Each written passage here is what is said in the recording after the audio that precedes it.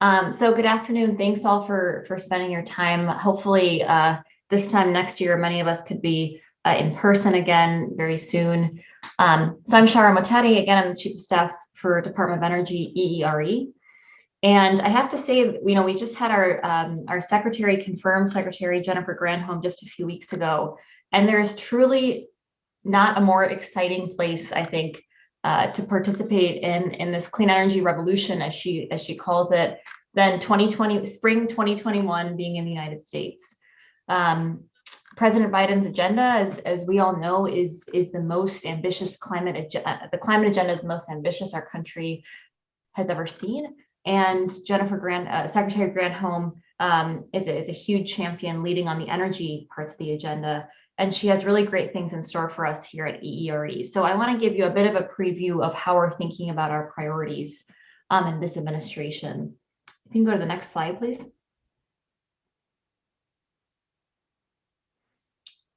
So President Biden's clean energy priorities put us on an irreversible path to achieving, as Brian also just alluded to, carbon-free power sector by 2035, and no later than 2050, 100% clean energy economy with net zero emissions.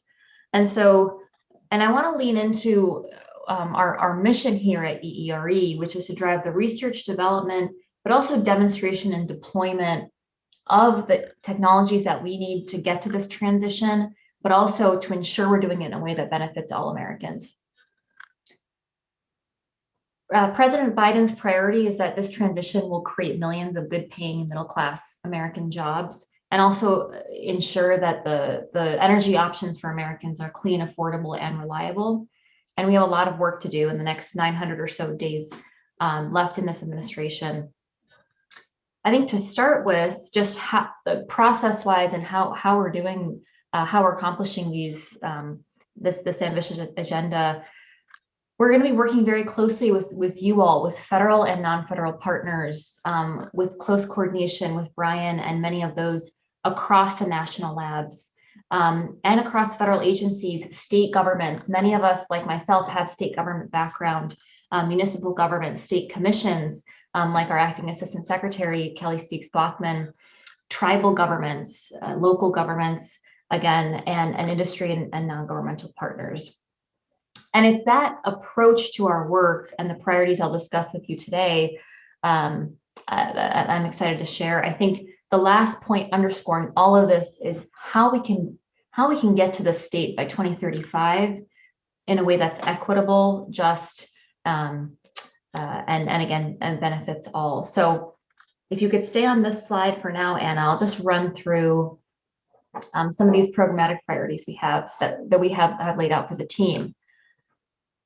So again, fully decarbonize the power sector. You hear it again and again. That is the goal, the vision, and what we have ahead of us for 2035. So to get there, and in addition, decarbonizing the transportation sector, I'll get a little bit into later on. Energy-intensive industries, industrial sector, reducing the carbon footprint, significantly reducing the carbon footprint of existing buildings. And highly efficient new buildings. And finally, and a rather new area for EERE, an expanded area, but enabling a net zero agricultural sector that could be both in terms of how we're approaching biofuel production, but also land-based carbon sequestration. And I think, again, I just want to emphasize in all of what we do, these are clean energy in the industries that we all depend on to get to the 2035 goals will not be successful if the industries themselves don't look like America. We like to say at the Department of Energy that diversity, inclusion, and equity are truly baked in to the work that we do at EERE and are baked into the industries that are supporting the clean energy economy. And second of all, benefiting disadvantaged communities, environmental justice, which I'll get to in a bit, how we can address the injustices for disproportionately burdened, often communities of color, disproportionately burdened due to pollution and historical siting practices, for example, of power plants, and other other energy assets. And this is a very large focus for the Biden administration. Again, I'll get into. Next slide, please. So let's start with the electricity sector. So our first priority is to support technologies that will, again, allow us to generate all of our electricity from clean and renewable sources. And so in order to do that, we need to make some major strides in getting more renewables online onto the grid, while at the same time ensuring that the grid is reliable, secure, and resilient. And so a few of the focus areas, just examples of how we're trying to focus this work. We, of course, need to continue to drive down the cost of large-scale renewables like wind, solar, and increasingly geothermal power. Two, we need to be proactively supporting the permitting and deployment of new renewable energy generation. This is one of the biggest challenges we face to get to the 2035 goal, and doing that in a way that engages local communities. We know, for example, in places like New York, home rule state, that engaging local communities isn't just a nice to do, but a must do. And of course, ensuring that these projects are sited in an environmentally responsible and sustainable way. Another priority here is ensuring that renewables are integrated into the power system with enough flexibility from generation, demand, as well as a new generation of energy storage.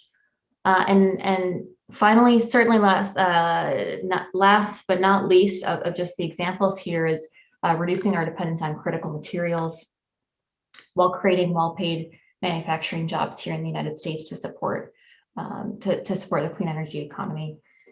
I'll give a few more examples here.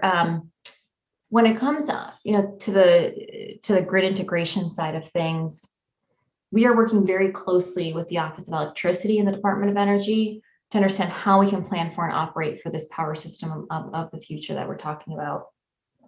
This could include high impact data, analytical and decision support for system planners, regulators, and policymakers. Again, all with this undertone of safeguarding reliability and resilience as we start looking more and more to emerging technologies like grid energy storage. And if you haven't seen, this past December, EERE published the Energy Storage Grand Challenge Roadmap, where we're committed to a holistic approach. It's really a groundbreaking approach to how we do business at the department, working very closely across many offices, all towards meeting US market demands for energy storage by 2030. Next slide, please.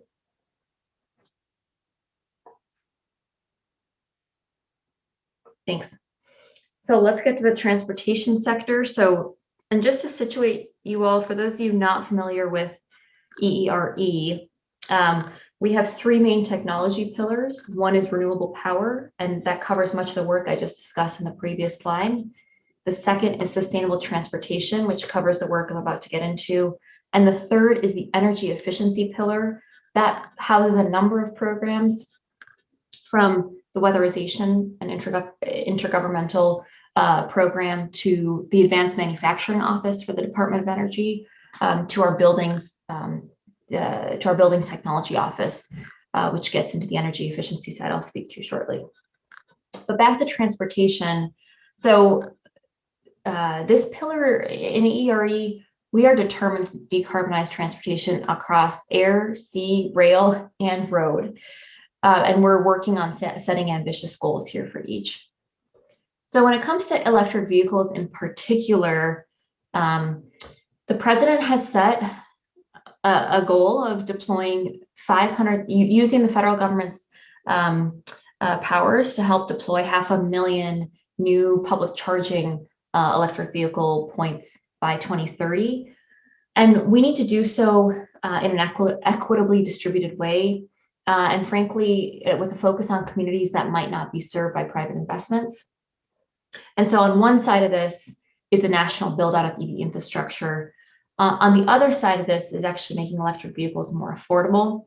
And so we have a number of programs and research and development dollars currently that are focused on reducing the cost of electric vehicle batteries, in tandem with taking a very hard look at the heavy rare earth metals that are currently being used in these batteries. We're also working to improve lithium battery technology and using next-gen materials and technologies to currently leapfrog what's being used. I'm sorry, to leapfrog what's currently being used. And last but certainly not least in this pillar, again, all of these are just examples of what we currently do and what we're thinking about. But when it comes to low carbon liquid fuels, we believe that bioenergy presents a major asset and opportunity. Of course, for biofuel applications in the aviation sector, as you may know, US commercial aviation consumes 10% of transportation and energy, especially with the pandemic coming to hopefully one of its last phases, the aviation sector is one of the fastest growing uses of transportation energy. And with the need for a energy dense fuel in airplanes, we do think that biofuels is a big opportunity. If you're interested in the space and haven't checked it out yet, a few years ago, we worked with the US Department of Agriculture on the billion-ton study, where we found that we could actually the US could sustainably meet aviation fuel needs for the entire US aviation industry by mid-century, while employing over 1 million people in good paying jobs. Next slide, please.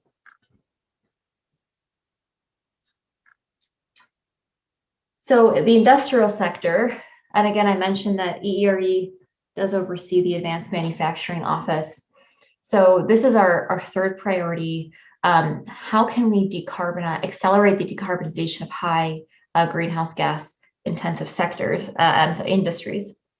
So first of all, we plan to develop specific roadmaps to guide all of our R&D activities across DOE to phase out greenhouse gas emissions when we look at different parts of the industrial sector. And the second sort of aspect of this is we have the workforce components of this are very much top of mind. So I want to give you one example. Just a week or two ago, Secretary Granholm announced a $53 million opportunity as part of our industrial assessment centers. And this initiative helps small and medium-sized manufacturers and wastewater treatment facilities to improve their efficiency, save money, and reduce their carbon footprint. But here's the interesting part. To do that, we engage undergraduate and graduate students at universities across the country that both get the training to undertake these assessments, and then they provide for free these assessments to small and medium businesses in their area. So it's an interesting way that both allows these manufacturers, for example, to understand where they could be reducing their energy costs while developing the sort of next generation workforce. And I mean, this is not on a massive scale yet, but it's emblematic of the way that we'll plan to approach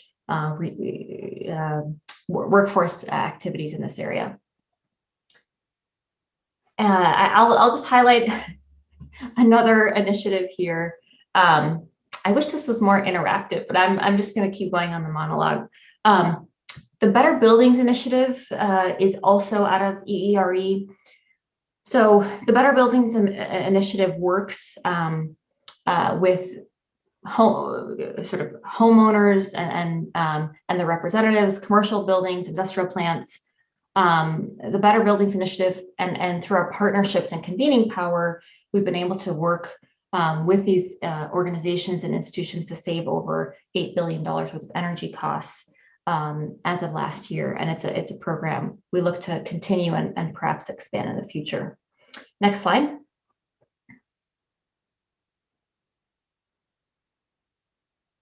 All right. I think you may have, can you go to one slide before this? Yes, thank you. Building stock. So our fourth priority here is to reduce the carbon footprint of US building stock. We're actually going to be putting numbers around that goal, but we can't share that quite yet. So right now, American residential and commercial buildings use about 40% of nation's energy, account for almost 40% of our US carbon emissions. But buildings also waste about 1/3 of the energy that they consume, while spending almost $500 billion to actually heat, cool, light, and otherwise power them. And so EERE has a few programs already to address this. I'll give you two examples. So we have a program called the Advanced Building Construction Initiative that modernizes and streamlines how buildings get built and retrofitted. We're taking retrofitted so they can integrate the best energy savings technologies faster, but that's a lot of jargon. What does that mean?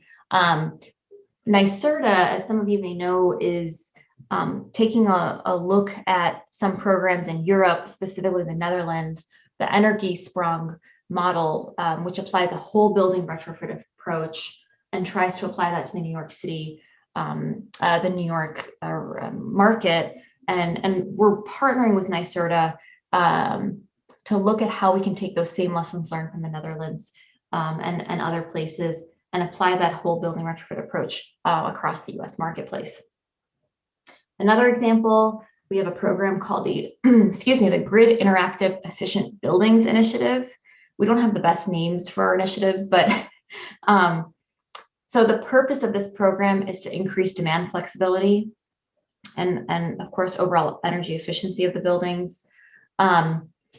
So the goal is to better sort of integrate and connect systems where groups of buildings can join forces.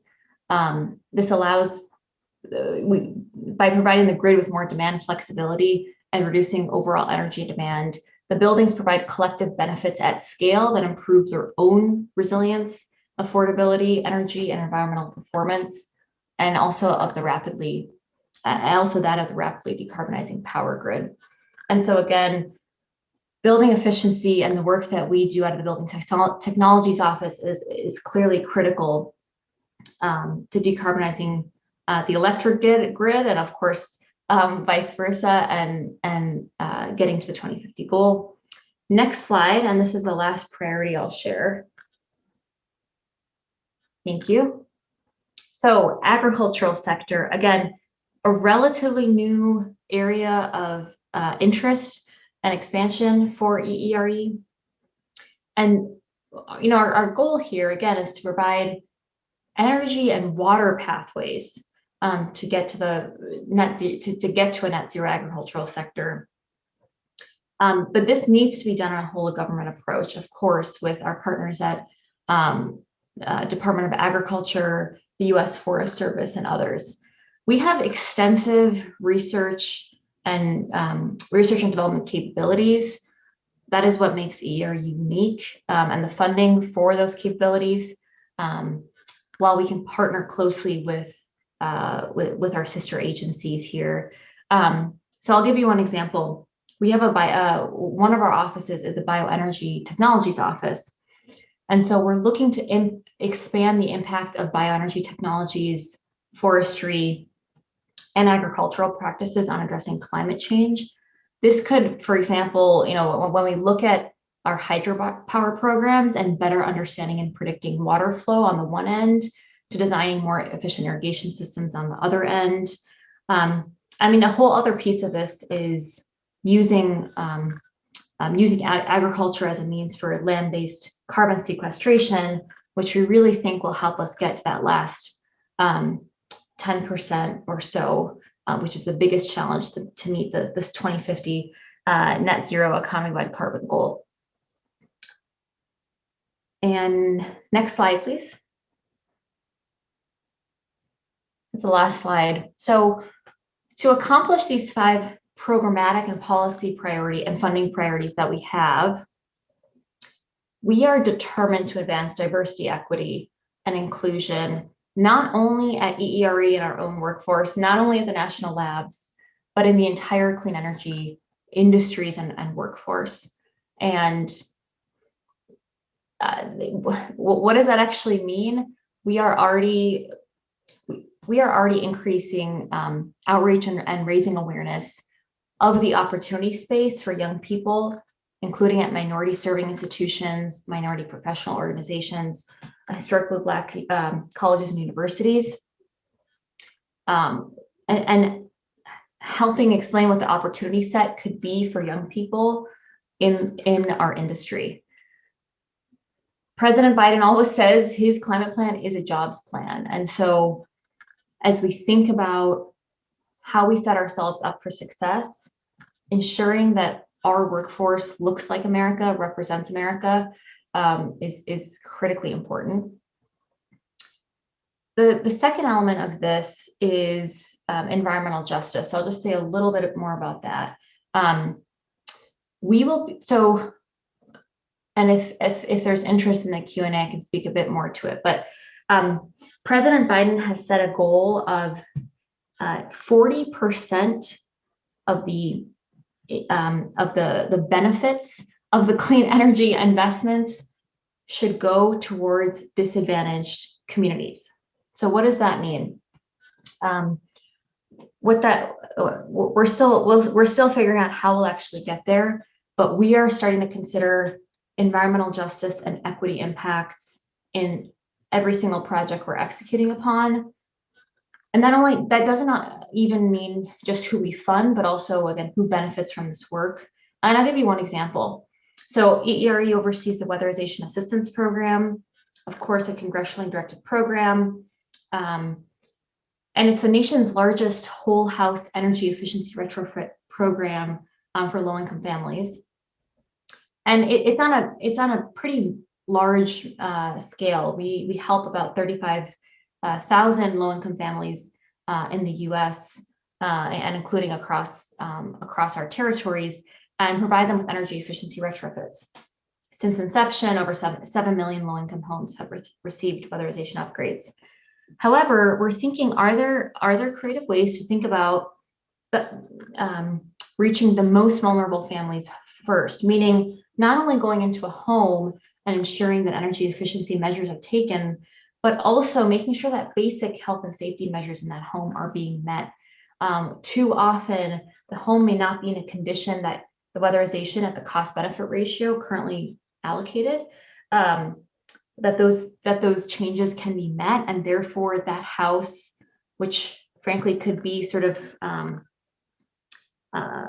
that house goes to the bottom of the list and goes to the back of the line to then get weatherized. So we're thinking through specific programmatic ideas like that. And just in closing, we obviously have a lot of work to do, a lot of work ahead of us, but we can't do it alone. And we need the help of our federal and non-federal partners, including many of you on this call, to meet these goals. I can tell you the Secretary of Energy, Secretary Granholm, has a countdown with sticky notes on her desk.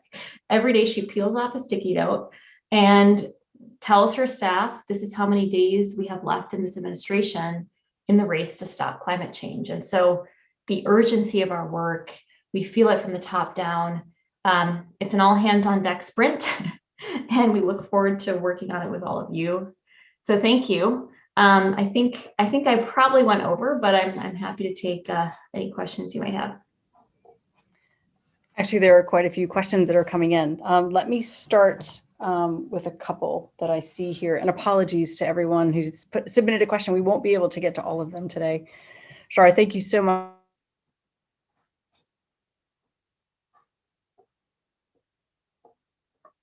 For the Department of Energy. And Anna, sorry, I don't know if it was I who froze or you who froze, but do you mind repeating the question? It was me. I need to close. No worries. Your slides because I'm also doing that part. It's making my computer feel very sad. So what will environmental justice mean for the Department of Energy?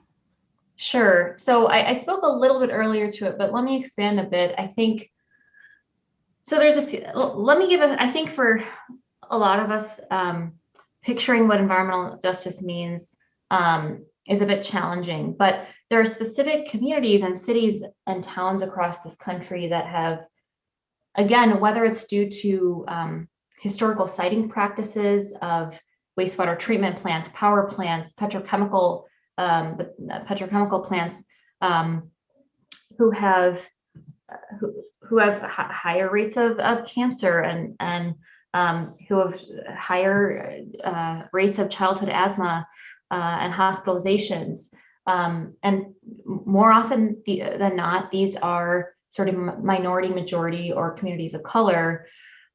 But this could also include fossil fuel dependent communities who are at risk or already suffering from their sort of economic dependence on fossil fuels, which is an industry that is not doing very well and will not be doing very well necessarily in the future. And so it could be a coal community in Appalachia, it could be a tribal reservation coal community. It could be when we look at Cancer Alley in the Gulf Coast, and again, sort of we talk about the petrochemical industry build out there. And so I think for the Biden administration, it's very important that the renewed investments in clean energy go hand in hand with the benefits that these communities and sort of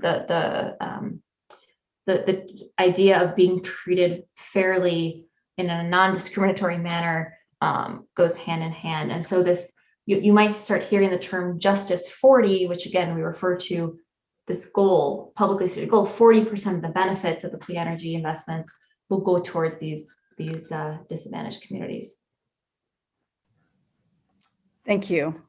Another question that's come in. What are the biggest challenges that you see to getting to the decarbonization goals? Sure. So I think, well, I think as we can all imagine, and our modeling shows the last 10% will be the most difficult and the most costly. But there's also, other matters when it comes to, for example, the significant new transmission infrastructure that this country will need, new interconnection processes, and also reforms to allow for the better integration of wind and solar. As we look to the risks to the grid and increasing weather extremes. But there's also, I think that another example is like the critical materials work shouldn't be understated. When we look at, for example, polysilica being half of the solar related polysilica in the world is being produced in Xinjiang, the Uyghur territories of China, where there's sort of questions around human rights issues specifically for the production of polysilica. And so how do we reduce foreign dependence while promoting sustainable practices abroad with critical materials? I think other challenges around, again, citing and permitting innovation. I worked at NYSERDA, again, a home rule state where local communities and municipalities have a lot of sway over large-scale renewable, sort of large-scale solar or wind installations, and truly engaging with communities, educating communities, so that they can be accepting of these solutions is incredibly important. And I know we have a ton of questions in the chat. I don't know, Anna, if we have time for one more, or if we should, I can try to answer them offline too.